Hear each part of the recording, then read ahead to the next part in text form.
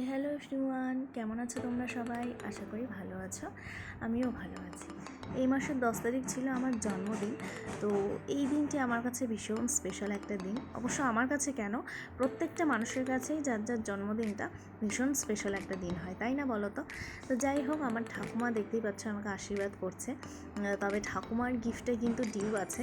ঠাকুমা বলছে তোকে কিন্তু পরে দেবো। আমি বললাম ঠিক আছে, কোনো ব্যাপার না। তো তোমাদের আশীর্বাদ আর ভালোবাসাই হচ্ছে আমার কাছে বিশাল বড় একটা উপহার, যেটা না থাকলে আমি কখনোই ভালো থাকতে পারবো না।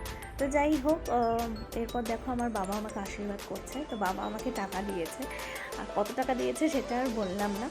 তারপর আমাকে আমার মা আশীর্বাদ করেছিল। তো মা বলেছিল যে তুই আমার কাছ থেকে কিনে দিবি বল। তাই আমি বললাম যে আমার পারফিউম শেষ হয়ে গিয়েছে, তো তুমি আমাকে একটা পারফিউম গিফট করো। তো সেই জন্য মা আমাকে একটা পারফিউম গিফট করে। এবার আসি আমার খাবার মেনুতে।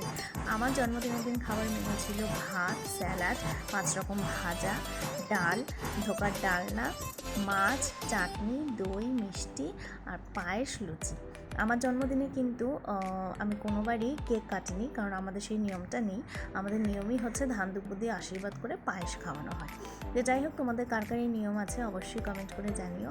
আর এখন দেখো আমার বর আমাকে আশীর্বাদ করছে। তা আমার বর আমাকে প্রথমে ফুলের তোড়া দিয়েছিল, তারপর বিকেলবেলা বাজারে নিয়ে গিয়ে শাড়ি কিনে দিয়েছিল। তো যাই হোক, সব মিলিয়ে দিনটি ভীষণ ভালোভাবে কেটেছে। তো যাই হোক, তোমরাও পারলে আমাকে আশীর্বাদ করো আমি যাতে ভালো থাকি।